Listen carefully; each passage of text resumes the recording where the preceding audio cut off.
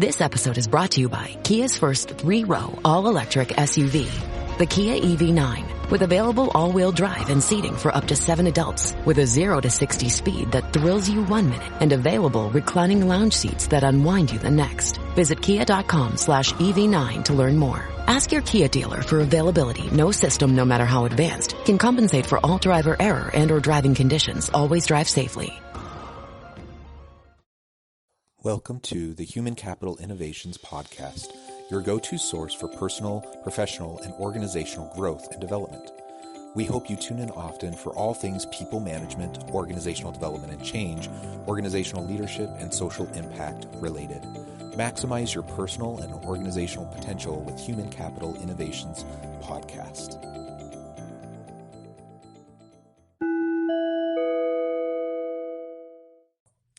Welcome to the Human Capital Innovations Podcast. In this HCI podcast episode, I talk with HR thought leader and influencer Dr. Dave Ulrich. In our discussion, Dave shares his unique approach to HR and people management in organizations, and he describes what he thinks organizational leaders are missing when it comes to their people. We also discuss the importance of growth mindset, organizations as bundles of capabilities, and the why of work.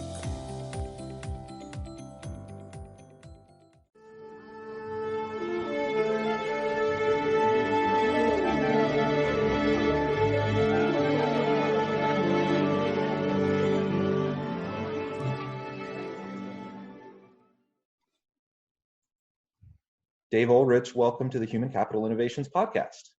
Thanks, John. Great to be here. It is such a pleasure to have the opportunity to talk with someone of your stature in the field of HR. As a scholar practitioner myself in the HR space, I followed you for a long, long time. We've had an opportunity to be in the same room many times, and we know many of the same people, but we've never really had a chance to talk like this in the past. So it's really a great pleasure to have this opportunity. It is such a delight, John. Thanks for inviting me and hosting me. Welcome to my office, and I think welcome to your room. So it's always interesting to see this new, it's not normal, but this new agenda for how we connect and communicate. I am truly honored and delighted to visit with you. Wonderful. And as we begin, I think you probably go without much introduction just because of your reputation, but I do want to share a brief bio, and then we'll launch into discussion for today. Super. Dave Ulrich is Rensis Likert Professor of the Ross School of Business, University of Michigan, and partner at the RBL Group, a consulting firm focused on helping organizations and leaders deliver value. He has published over 200 articles and book chapters in over 30 books. He edited Human Resource Management from 1990 to 1999, served on editorial boards of 4 journals, and on the board of directors of Herman Miller for 16 years. He has spoken to large audiences in 90 countries, performed workshops for over half of the Fortune 200, coached successful business leaders, and is a distinguished fellow in the National Academy of Human Resources. He is known for continually learning, turning complex ideas into simple solutions, and creating real value to those he works with in 3 fields.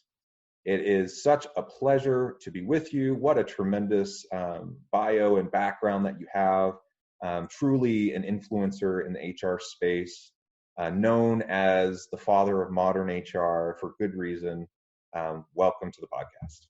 Thank you again. You know, when you read that, it makes me tired. And I realize I've traveled a lot and spent much of my life on airplanes and in airports. And now with this coronavirus, as we're taping this, whenever people watch it, it's so weird to be at home and to be literally homebound, and gives us time to pause and reflect. And I know you've had that opportunity as well. So I really look forward to our conversation, John, and learning with and from you.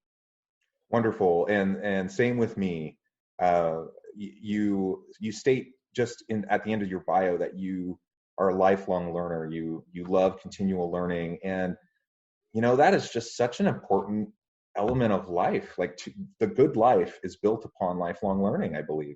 It's one of the things I am constantly trying to share with leaders that I meet with, that I'm constantly trying to teach to my students. In the classroom, as the semester ends, literally one of the last things that we will take, a good amount of time discussing. What does it mean to be a lifelong learner? Why is it important? What are they going to take away with them after they leave my course?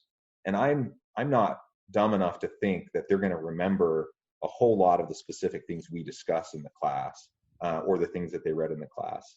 That's just not the way the human brain works. But hopefully they are able to, hopefully over the course of the semester, they were able to internalize some things, they were able to apply some things and see the fruits of those applications. And hopefully I can inspire a little bit of this desire for lifelong learning. Because, once you get on the lifelong learning bandwagon, then you're in good shape, because you're never going to stay stagnant. You're always going to be progressing. And that's really what life's all about, right? Boy, that's a great comment. Amen, amen, amen. I think that learning how to learn is one of the skills I hope people get. The old model of universities was come from 18 to 24 in that 5 or 6 year period, learn a whole bunch of stuff, go to courses, get a degree, and then go forth.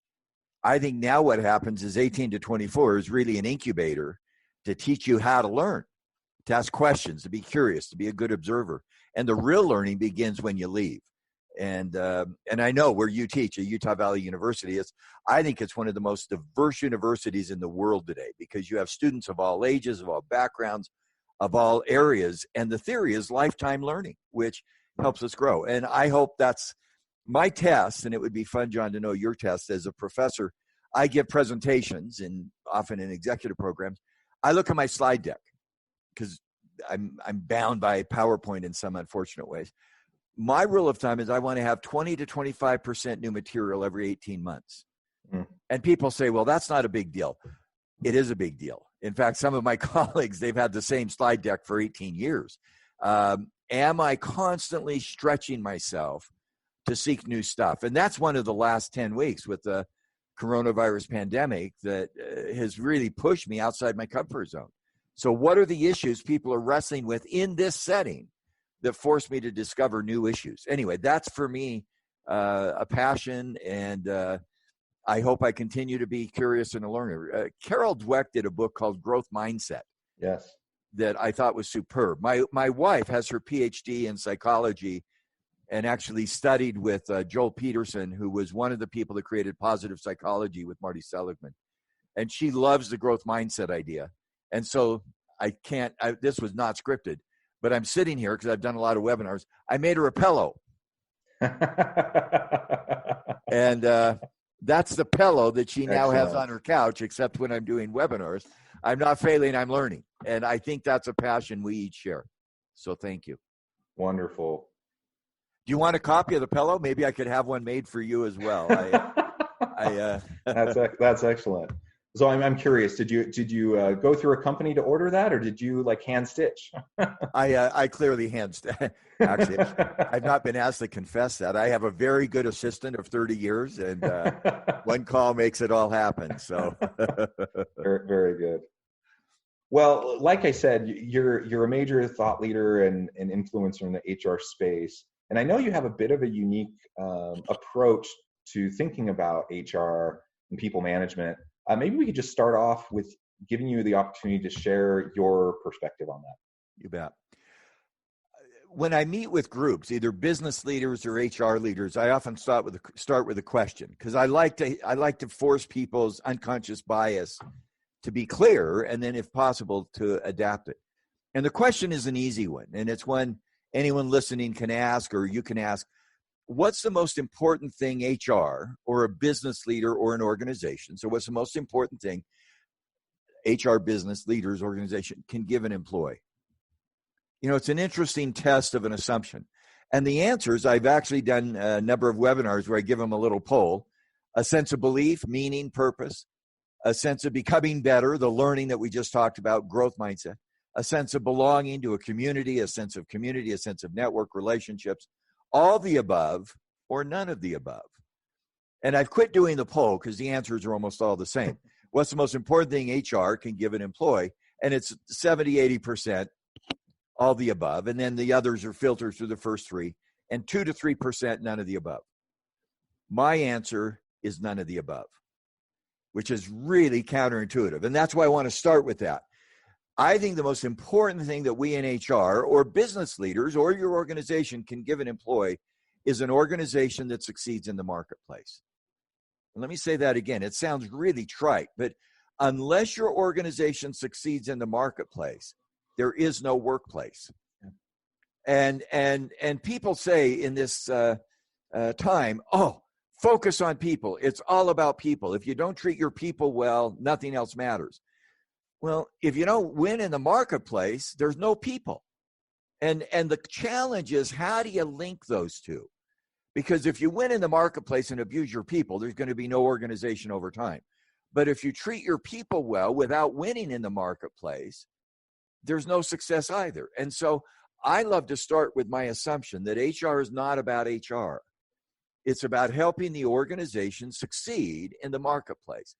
Now, some have said, well, you're all about profits. Not at all. Success in the marketplace means having products, services that customers buy, that communities respect, that investors value. And then number two, that's number one. And let me stop with, number two, what does HR do to make that happen? What's our unique contribution to helping an organization succeed in the marketplace? There's tons of stuff, and you've taught it. You've done research on it, John. Your courses, I know, are the highest rated in your university. You're the most popular faculty in the history. That was, I don't know that for sure, but I can assume it. I love simplicity. My dissertation was on taxonomy. It was statistical assessment. Oh, I have stuff sitting here just because I've been doing a lot of webinars. This is it. This is the dissertation of 40 years ago. Nice. Called Numerical Taxonomy, and it's got statistics on almost every page.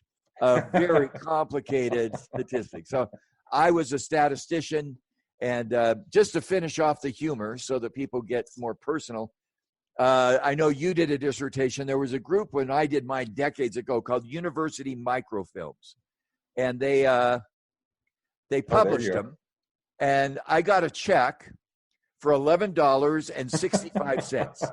So I spent 2 years full-time writing a dissertation on numerical taxonomy that made me $11. And even then, when I was poor, I couldn't cash the check.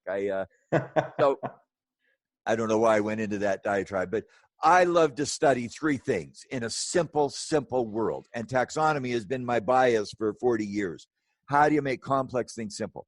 I think HR creates value in the marketplace with talent, leadership, and organization. That's it.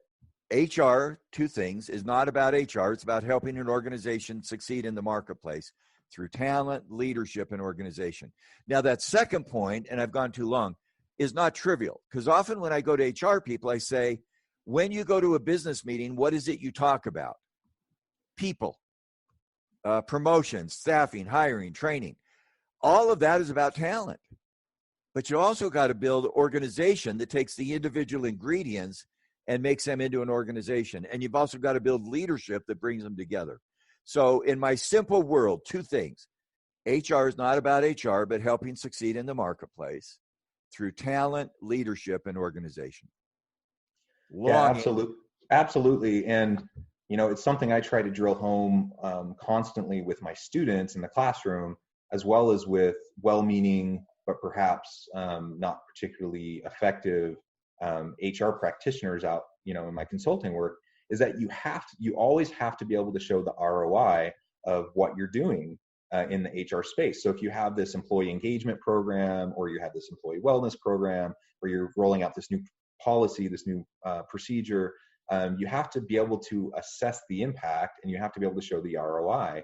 And it's, you made the comment, it's not all about profits, or sometimes you get accused of being all about profits. Well, no, it's not all about profits. And you framed it in terms of the marketplace being successful. But yeah, you have to help the company be more profitable. Otherwise, you're not accomplishing the purpose of the organization. And if you're not accomplishing the purpose, then it's not going to be sustainable. And so they're not mutually exclusive goals. It's not like you can only focus on people or only focus on profit. Obviously, they're overlapping. And when you have really people-oriented policies, practices, and procedures that can drive creativity and innovation and productivity, which can lead to higher profits and greater, marketplace attention. And so they're not mutually exclusive, but sometimes HR people, because they come up in the area of thinking, I just want to be about people, they lose that focus, that ability to speak the language and the terminology of business in a way that other leaders can hear the importance of what they're saying about the people. Wonderful thought. Two quick reflections, John, as we think about this. The Business Roundtable in the United States, which is 150 or 80, I don't know how many senior executives, put out a piece in November that's now been lost. And it said, profits and purpose. I think it's wrong. And I'm going to change one word, and it's going to, everybody just freaks out. Profits through purpose, profits through people. These are not discrete events. Monday, Wednesday, and Friday, I'll do profits. Tuesday, Thursday, and Saturday, I'll do purpose. Well, that's literally stupid. It's the two that are connected to each other. So I happen to teach at the University of Michigan, and we have executive programs, and executives come in for a 2-week program, and we say, what do you want to learn? I want to learn about changing culture. I want to learn about leadership development. I want to learn about executive comp. What I love to do with HR people is find simple messages that help them move forward. And here's my simple 2-word message: so that. I want to learn about changing culture so that our business delivers strategic HR. And I say, you got to do a second so that our business delivers strategy, so that our customers will be more likely to buy from us, so that our investors will more likely invest. I want to build leadership development so that our strategy happens, so that we win in the marketplace. When I ask the stupid, simple so that question, I take HR from an activity focus to an outcome focus. Not only inside the company, HR helps make strategy happen, but outside the company to customers, investors, and communities. And for me, that opens the horizons for HR, and it also challenges HR people in a huge way. I'll stop with that. It sounds like you've had great success getting HR people focused in that way and making some of that happen. Well, I think we tend to think about this the same way, and so it's certainly something in the program at the university. I think all of my colleagues who teach in the program think the same way also. And so we try to create an environment where students are constantly applying what they're learning in real life scenarios, learning by doing, experiential learning, working with real companies on projects, and just drilling that home over and over and over again. So I do think the students tend to get that message a lot. And I hope that I'm successful in sharing that message with business leaders. I'm not always sure that I am, but I certainly try to hit that point home, because I think it's, what I have found with both business and HR leaders is 20-60-20 normal distribution. 20% are there. In fact, the minute I open my mouth, like you, we don't need to have a debate. We're there. Move on. 20% are never going to get there. We could debate and debate and debate and debate. And somebody would say, it's not 20, it's 10. I'm not going to fight the numbers. I worry about the percent in the middle. How do we help well-intended business leaders, well-intended HR professionals move to see, again, for me, HR is not about HR. It's about helping us succeed in the marketplace through talent, leadership, and organization. And how do we help them re-envision their role to begin to help make that happen? And again, I love to surround myself with the 20%. I bet you love to say, here's the students who really get it. I caused it. And no offense, John, you didn't cause it. Neither did I. Give credit to the mothers and fathers of the world. Yep. And then there's the 20%. I don't know if you've run into them. I have with students. I've run into them with executives. I've run into them in companies. They're just not going to get there. I was in one company, and I won't name it for obvious reasons. They did an employee engagement survey, and they hadn't done one for a decade, and it was very negative. And so the head of HR said, I'm not going to share that with the executive team. It makes us look bad. And I said, are you nuts? Are you nuts? Your employees already think you look bad. Oh, I can't share that. And I thought, man, sell short. because I mean, executives with that mindset and culture are just they're not gonna succeed. And anyway, so I sure appreciate your work at helping students and those you consult with get not just the top 20% who are great, but that middle 60 to 70% who can make progress. Yeah, and it comes back to the growth mindset that you already mentioned. That I truly believe that I got a pillow again. Yeah, I really truly believe that most people, they're well-intentioned. They want to do better. They want to do right by their people within their organizations. They want to be effective leaders.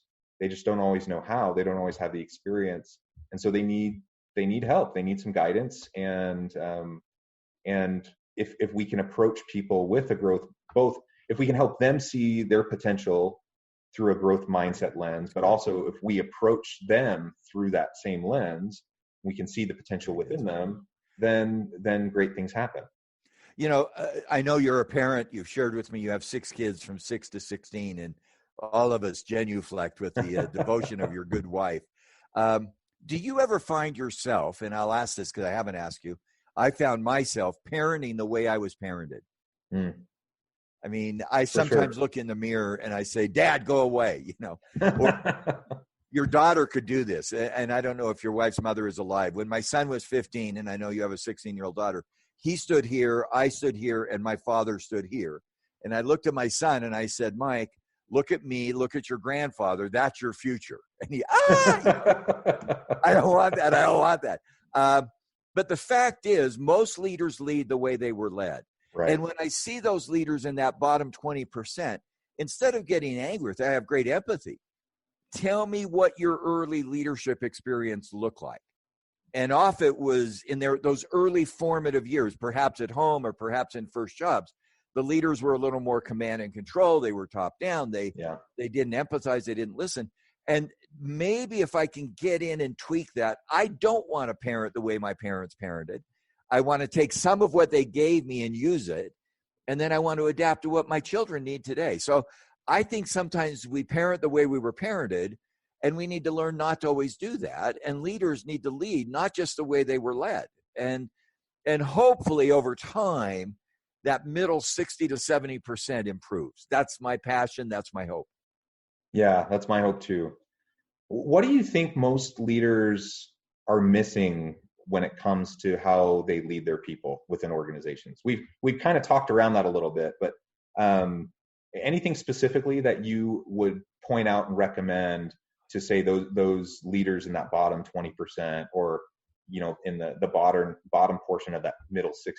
It's a great question. I'll share mine if you'll share yours. Sure.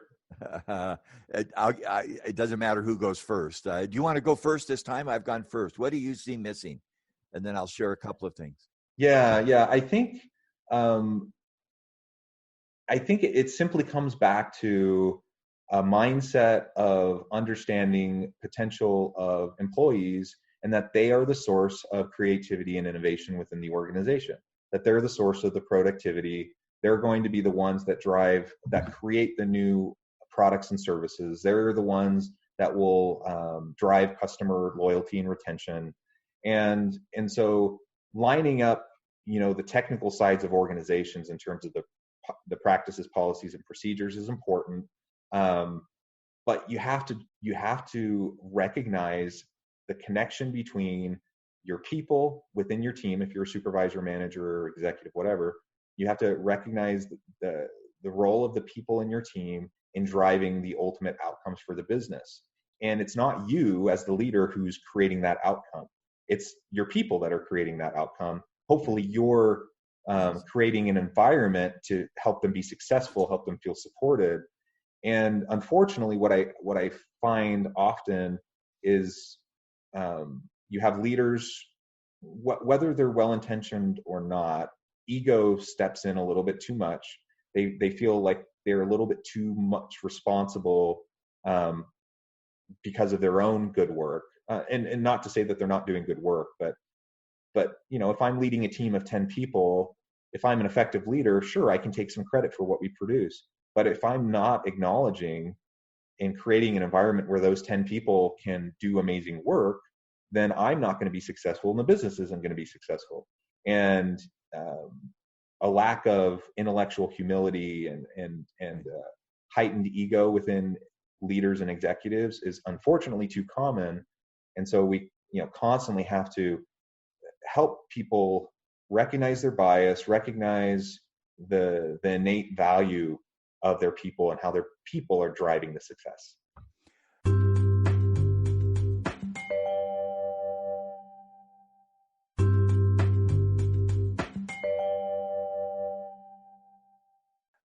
By the way, I could just stop with that. That's a terrific answer. May I put some words on what I heard you say and then maybe push a little? One of the principles I've discovered, and you said it beautifully, is that value is in leading others is not what you do, it's what others get from what you do. That value is defined by the receiver more than the giver. If my wife gives me a gift, I define the value of that gift. If I give her a gift, when we were newlywed, and I hope nobody ever does this, I got my wife tickets to sporting events. And she looked at me and said, enjoy yourself. I mean, because that's not valuable. A few years ago, my kids went together. Actually, it was so cool. And they made me a book. This is the lighting in here is kind of tough. This is a book of my father. And it's a book for children that we can show our grandchildren of Grandpa and what he used to do. And they actually made me 8 books of my life and those that are important. By the way, I get tender with these books because that's me now on the couch looking like my grandfather. Values defined by the receiver. So leadership is not about what you do. It's about what others get from what you do. And I find leaders often working out of their minds, not the minds of those they serve. I'll bet you've had this happen. I don't have it happen, John, very often when I teach. Once in a while when I'm teaching, and not very often, this is going to sound a little nanu stuff, but I'm seeing how my ideas are being transferred into the mind of those I'm teaching, and it's changing their mental model, and it's going to change their behavior. Now, for me, when that magic happens, I'm teaching at an elevated level, and that's what leadership is. And so we begin to say, when you say, what's one thing, I think when I talk to a leader and say, tell me your agenda, tell me your leadership agenda. And they talk about, I believe this, I believe this, I believe this. I love to then go back and say, that's your agenda. It's not leadership. Leadership starts by saying, how will you use your strengths to strengthen others? How will you use what you know and do to make others better? And in fact, I've been known to say leadership authenticity is a false positive. If you're authentic, but not making others better, you're not necessarily a good leader. I've even been known to say that there's a leader who's a billionaire, and he says, I'm a billionaire. I'm a great leader. This is clearly hypothetical because I've made all this money. And my comment to him would be, how many millionaires have you created? That leadership is not about your authenticity. Leadership is about how you use your gifts to help others create their gifts. And again, I'm going back to this same metaphor. I think, John, that's what you're doing as a parent. You're not trying to impose on your 6 kids a set of actions. You're trying to help them discover their actions. And for me, that's one of the issues that I find I fall into the prey. I start to say, here's what I think you should do, rather than saying, how does what I know help you do what you need to do? Rather than just do what I think you should do. So if I were picking one, that would probably be on top of my list. And that's what you just said. You said it beautifully. You said leadership is not about the leader. It's about helping the employees fulfill their potential. That's the same idea. It's leadership is not just what you know and do. It's how what you know and do helps others. Again, in our field, there's been some great work, Build on Your Strengths, by the Gallup Group and others. And I would argue that's 40%. The 60% is so that your strengths will give others their strengths. Right. Yeah. Well, and I know you've, in all of your speeches and webinars and your writing, you talked a lot about organizations being bundles of capabilities. And it seems to be connected to what you were just describing in terms of the strengths, the capabilities of various leaders and the employees. But maybe can you speak to that a little bit more? Organizations as bundles of capabilities as it relates to leaders. and I can try their organizations. Yeah. I think we have in our mindset. Remember, I said there's three things HR gives: good talent, that's the people; good capabilities or organization, that's the people and ingredients coming together to build a team; and leadership that integrates those. And again, in HR, it's actually a fairly simple idea. When I'm in a meeting, do we have the right people? Yeah. Do we have the right organization, capability, or systems that outlast the people? And do leaders make that happen? Let me give an example. And again, using personal life. Our son, Michael, completed his PhD about 3 years ago. He had at the time 4 kids, from 8 down to 1, kind of younger than you. And we said to Mike, do you want a graduation gift? And he came back and he said, I want to go to Disney. Okay, we'll go to Disney. And then our daughter said, I want to go to Disney. And our other daughter said, I want to go to Disney. So suddenly there's 4 families, 8 adults, and 15 grandkids. There were 16 and 8 grandkids. 16 of us show up at Disney in Florida. This was about 2 or 3 years ago. And then we say, where do you want to stay? Oh, we got to have the whole Disney experience. So we want to stay on property. We want to take the monorail to Disney and get to the thing and do the whole experience. That was all fine until it was realized that was a gift from Grandma and Grandpa, which meant we paid a fortune. And instead of a new car, we went to 16 of us to Disney. And I noticed in the Disney room, the real difference in the room was that the soap had Disney ears carved in it. So I said to Mike, I said, I can go buy a couple of bars of soap and I'll carve ears and we can stay off property. And Dad, you don't understand. So long story short, 16 of us, kids from 8 to 1 in 3 different families, going to Disney in Florida where it's hot and humid and I'm sweating. And we're walking into the park and a woman comes up all happy and cheery. This is the happiest place on earth. And I said, not for me. We have 3 kids in diapers. This is going to be a 7-hour trudge through Disney, sweating. And I was grumpy. And so we go through the day, and I'll hyperspeed this to not bore your listeners to death. Because we're a big group, we got a separate invitation to go visit Cinderella and Snow White. So we go into a room, and out walks Cinderella and Snow White. And our 8-year-old, 7-year-old, and 8-year-old granddaughters just stop. Do you have an 8-year-old daughter in your kids? My son just turned 9, and I have a 10-year-old daughter. Okay, your 10-year-old daughter, and I don't know if she's into Disney. These grandkids were into Disney. They stop, and they're mesmerized. And they turn around, and they say, Grandpa, she's real. Grandpa, she's beautiful. And then they turn around and say, Grandpa, we love you. Mm. Oh, all of my grumpiness and my angst just, okay. By the way, I said, crap, we're going to have to do it again. And we have. Now, what's the theory of that story? And I'm sorry, it's a silly story. One, Disney has great people. The Snow White, Cinderella characters, they look the part, they dress the part, they act the part, they do great stuff. They have built an incredible culture through their movies, their books, so that our grandkids have this image of this magical kingdom of Snow White and Cinderella and Frozen 2 when it came out. We had to go to see it. But the impact is on me. I paid the price of a car to take all those kids on a Disney cruise last summer. And you know what? I do it again and again and again. Actually, that's not true. I do it every 2 or 3 years when we can afford it. But that, look at what Disney has done. And it's not an accident.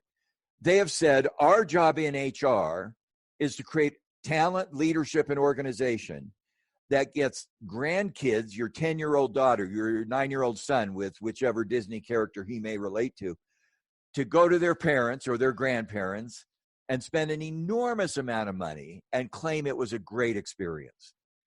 Disney's done that with their people, and they've created the organizational culture that perpetuates it.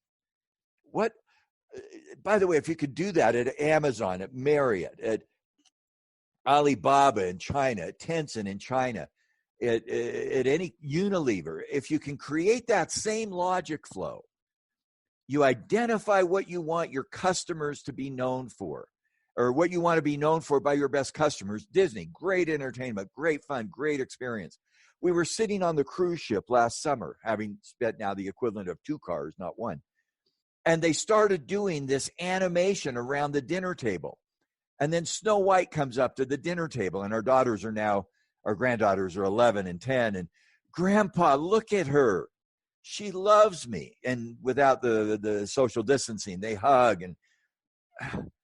And I look back at that and I go, Disney's got it. They've got a formula. So does Marriott. So does Apple. So does Amazon. So does Unilever. And boy, that's the stuff we want to create in HR that has real value, not only inside, but outside. Too long a story. No, I love the story. It's a good illustration of an organization making a customer-centric culture that's also people. It's a employee-centric and customer-centric at the same time. I get so, and I know I'm going to harp on this, I do get frustrated with stuff. There is so much work on culture as the roots of the tree. It's a description. How do we make decisions? How do we manage information? Here's our values, our roots. I love that work, and I think it's out of date. I like to think of culture as the leaves of the tree and the fruits of the tree above the ground. And so we don't want to build a culture and do a great description. We want to create and you just said it beautifully, and that's why it triggered me, a right culture. Disney has created the right culture because I, as a customer, am paying a premium and having a great experience and will be repeat business. And so the world of culture to our students and our executives is, don't just create a set of internal values that are the roots. Create the value of values that are the leaves and the branches. Now you're getting me all excited again. And if my son hears this, we're going to have to go to Disney again. Yeah, that's great. Something else I thought I would ask you about, just because it's one of your books that I really enjoyed, that you wrote with your wife, The Why of Work. I just love that book. Are there any particular key takeaways that you would like to share from that work with the listeners, and perhaps as it relates to our current context today with this global pandemic? You know, that book was a book, and again, I think I shared, professor of business, greed is good. I happen to have married up, and John, you need to say you have too, just so that we have that on record. Of course I have, yes. I married a brilliant woman who got an MBA from studied an undergraduate in speech and drama education, did an MBA at UCLA, and then a PhD at the University of Michigan. And she looks at the world through the individual psychological level. I look more at the organizational level. We had an experience where we took 3 years off to do service for our church in Montreal. And I'll tell a quick anecdote because the stories are helpful, and it drove that book. One day, as the leader of a mission for a church, I visited a family in the ghetto. They were from Haiti. It was a very impoverished family. 3 or 4 children, small kitchen, small family, not furnished very well.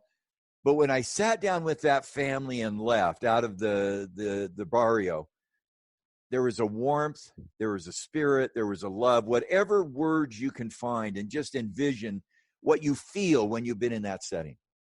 That night, Wendy and I had dinner in Montreal. They have the houses on the hill with the butlers and the servants and the view. We went to dinner in one of those houses. We're dressed up. We walked in, the butler greeted us, the 10 people hosted a dinner, original art, incredible view, incredible food. And when we walked out, I can't believe I'm feeling the same emotion now 10, 15 years later. We looked at each other and said, that was empty. It was empty. And you know, what hit us is, it's not the place where you live that creates this feeling of ambiance, of warmth, of spirit, whatever metaphor you want. It's a feeling. And so we started thinking about that. Wendy from psychology level, and she's written a lot of books around the intersection of psychology and spirituality. Me at a business level who looks at success in the marketplace and winning. And we said, are there some features of work that can create what that family had in their simplistic world that we can transfer to an organization? Why do you work? And when you know why you work, that why becomes so critical. So we studied that, and in my spirit of taxonomy and simplicity, we identified a couple of features. I think there were 7. Here's what you can bring to a workplace that will help people have that emotional gravitas, if you will, and experience. I love that book. And I think we've evolved it. We did that book about 10 years ago. We had 7 things: identity, purpose, work setting. I now believe in 3, and I've already introduced them. Can we as business leaders help people find belief? Are we meaning makers? Do we as business leaders help people find meaning, belief, and purpose so that customers win? Do we as business leaders help people become better? Do we model and foster growth mindset and agility and learning? And do we as business leaders help people belong to a community? Believe, become, and belong so that I love that.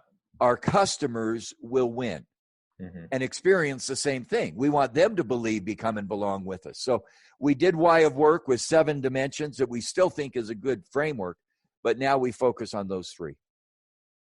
I love that. That framing is wonderful. I think a lot about the why behind my work that drives me. My why. What is it that drives you, John? What drives you? What's your why? It's seeing people thrive. That's my why. Whether it's students, whether it's leaders, executives. I served a mission for my church in South Korea, and I learned a lot about the culture and the language. One of the things I learned really early on is a bunch of these proverbs that are based off of that's cool. Buddhist or Confucius teachings that have always stuck with me. And one of them that I really love, that it really drives my framing for how I try to interact with others, at least, is this proverb, chulam jie, which means bluer than indigo. It means, that, for whatever success that I might have, I might, if I find great success, I might be considered indigo, the bluest of blues. But truly, if I'm going to find the greatest success, it's only going to happen as I help others around me become bluer than indigo or bluer than myself. Cool. And so as a teacher, I could approach my students as I'm the expert. I have all the answers. You need to listen to me, pay attention. Or as a leader, I could do the same thing with my people. That's not going to drive great success for them. It's not building them. But if I'm focusing on how to make them better than me, trying to help others find greater levels of success than I've ever experienced, then that's real success. That's real joy. Indigo. I love that. It's line. Bluer than indigo. Yeah. And bluer. So I think that's my why. That's the foundational why behind what I try to do. And in our pre-discussion before we started recording the podcast, we were talking about how I actually recently tested positive for COVID. And so I've been isolated in my bedroom, and my poor wife has been in the rest of the house with the 6 children all by herself. And I was, telling her the other day, I'm going a little crazy just being stuck in the bedroom. And I have, a workstation, and my symptoms aren't severe, and so I can continue working. And really, this isn't a sob story. Like, I'm fine, and my situation's just fine, but I'm just bored. And I was telling my wife about this, and she said, well, John, it's because you don't have any hobbies.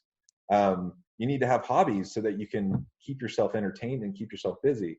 And I was thinking about that. I'm like, well, that's kind of true. My life is really my work and my family.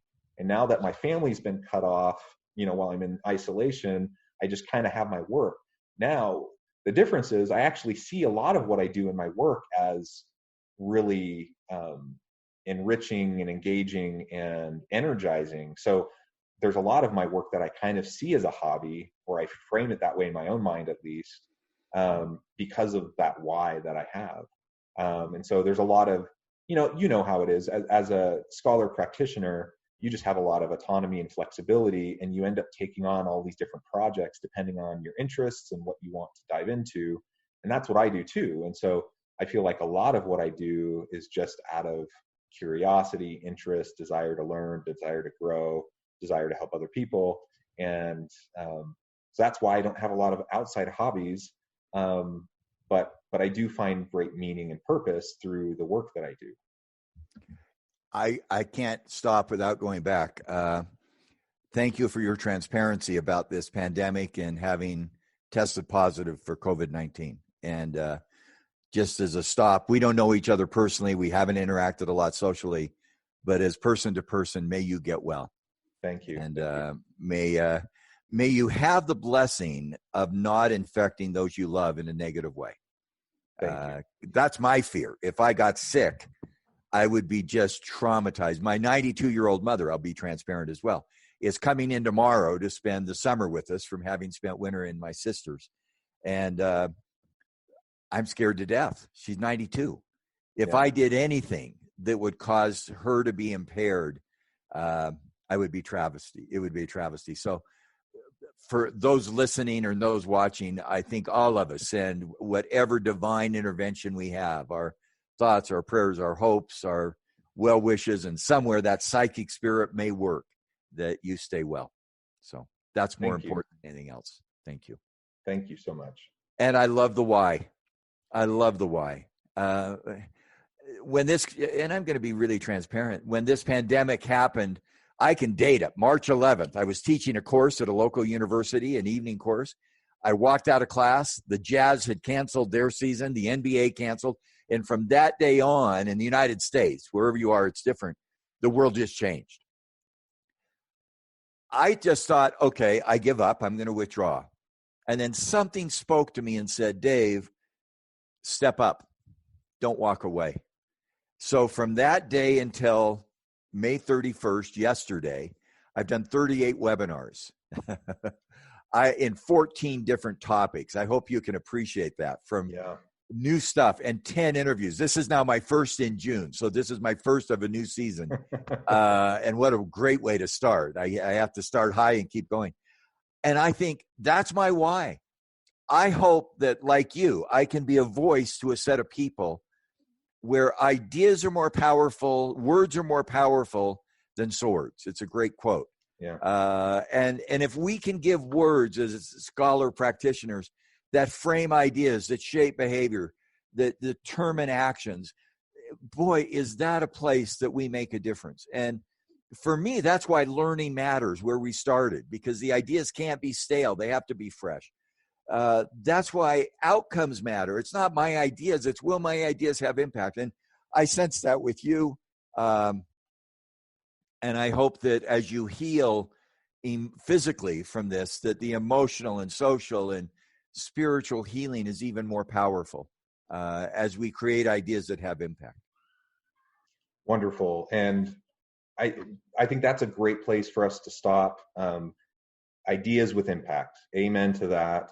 We want to drive meaningful change within organizations to drive great success in the marketplace and great value for the consumers. And we can do that largely through our people. And that's what HR should be all about. And it has been a tremendous pleasure to talk with you today. Thank you so much for being so generous with your time. And do you want to give the last word? Anything else you want to say? Yeah, it's an interesting question. Now, I'll end where I've started to end in the last few months. I love to ask people, what was the best year or 2 years of your life? And here's what I often get. When I was 16 and in high school, I was, star in the play and in drama. When I was in college, it was such a great year if I can remember it. No offense, as not everybody can remember college. The first year I was married, somebody told me recently, the first year after I was married. All of those are clever answers. I think they're wrong. I hope that the best year of your life, as those listening, is the next 12 months. I hope the best is yet ahead. And that's the mindset of learning, of growth, of aspiration. The best year of my life has not yet occurred. It's the next year. And when we get that into our head, you talked earlier about the spirit of learning that you want your students to have, that when they leave your course, it's not facts and figures and tests. It's the ability to create the next year as the best year of your life. That would be my final hope for not just HR professionals, for me, who struggles with that at times, but for all of us. Amen. Wonderful. Again, it's been a great pleasure being with you. Thank you so much. And I hope you stay healthy and safe and enjoy your week. Thank you.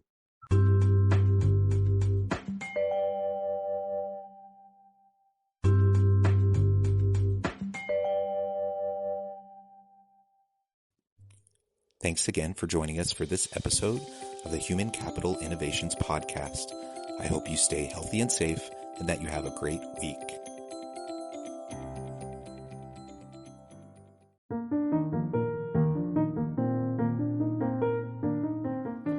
Check out our new weekly LinkedIn newsletter, Alchemizing Human Capital, exploring industry trends via original research and interviews with executives and thought leaders from across the globe. We look forward to having you join us.